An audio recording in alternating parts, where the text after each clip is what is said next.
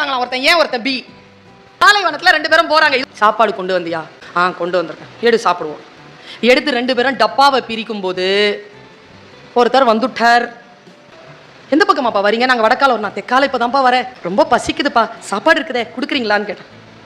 ஏ சொன்னா உட்கார் உட்கார் உட்கார் சாப்பிடலாம் உட்கார். பி சொன்னா இப்படி ஏவ பார்த்தான். என்ன? இல்லைப்பா அவர் பசியோட இருக்கிறார். வந்தவன் சொன்னா பி இந்த மாதிரி முகத்தை பார்த்து சொன்னா காசு வேணா கொடுத்துட்றையான்னு. பி சொன்னா பசின்னு வந்துட்டு அப்புறமா என்னடா காசு, உட்கார் சாப்பிடலாம். இவனும் ரொட்டி எடுத்து வச்சான், இவனும் ரொட்டி எடுத்து வச்சான். எல்லாரும் சமப்பங்கா சாப்பிட்றாங்க. கவனம், சமப்பங்கா சாப்பிட்றாங்க.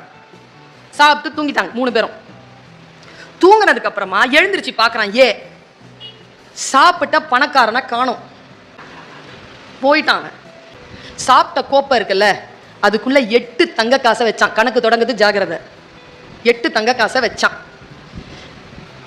பார்த்த உடனே ஹை காசுன்னா இந்த சத்தத்துல எந்திரிச்சிட்டான் பி. உடனே அவன் 4 அவன் எடுத்துக்கிட்டான். 4 அவனுக்கு கொடுத்தான். பி சொன்னா காசுன்னு வந்துச்சுன்னா கணக்கு. என்ன கணக்கு? நீ எவ்வளோ ரொட்டி கொண்டு வந்த? 3.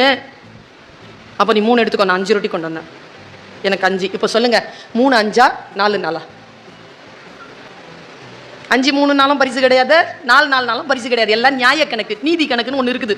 சண்டை போட்டு எல்லாம் கொண்டு போய் ஒரு அரசன் கிட்ட போய் சேர்றாங்க, பைத்துல் மால். சார் அடிச்சுக்கிட்டோம் சார், இப்படி நடந்துச்சு சார், இப்படி நடந்துச்சு சார், இப்படி சாப்பிட்டோம் சார், இப்படி. காசு எவ்வளோடா காசு கொடுத்தான்? 8 கொடுங்க. வாங்கிக்கிட்டார்.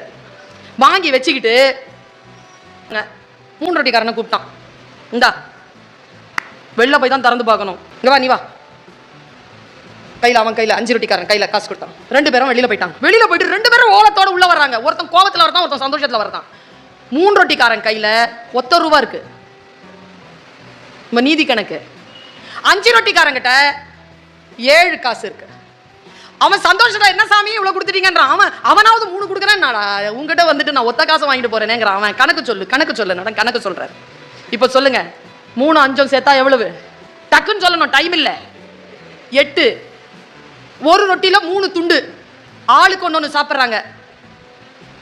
8 ரொட்டியில எத்தனை துண்டு? டக்குன்னு சொல்லணும். 24. ஆளுக்கு எவ்வளவு சாப்பிட்டுருக்காங்க? 8 8 சாப்பிட்டுருக்காங்களா?